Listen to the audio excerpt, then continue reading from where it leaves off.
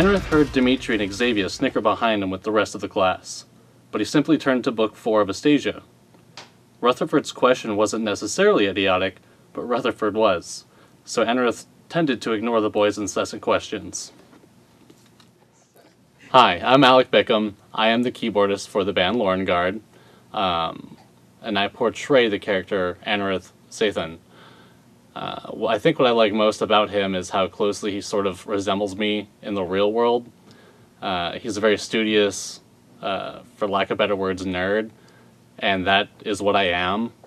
If you look into my academic background, you'll see that there's a little bit of crossover. So, Anerith's journey in Eve of Corruption begins in the Silver Spire, and he's just so fixated on his studies, which is another funny coincidence and overlap between myself and this particular character.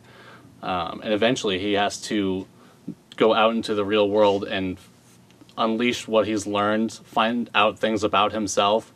And again, right now as I'm saying this is what's happening to me in my life. And that's kind of weird. I feel like Brady might also be a sorcerer. My favorite song on the album has to be Secrets of the Spire. I love how dark it is. It's got a lot of aggression. It's a little bit more experimental than the other songs, and that's just my opinion. And it kind of shows that dichotomy between like the good and evil and the battles within the mind that he has to face.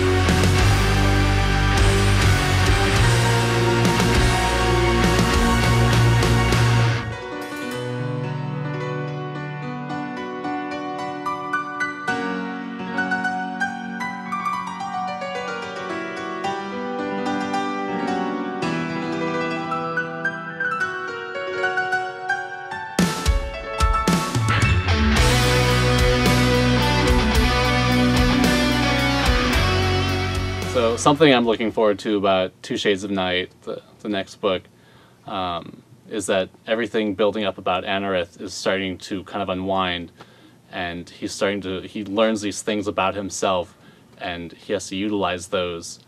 And I guess I'm not going to give much more away because you're just going to have to get the book and read it.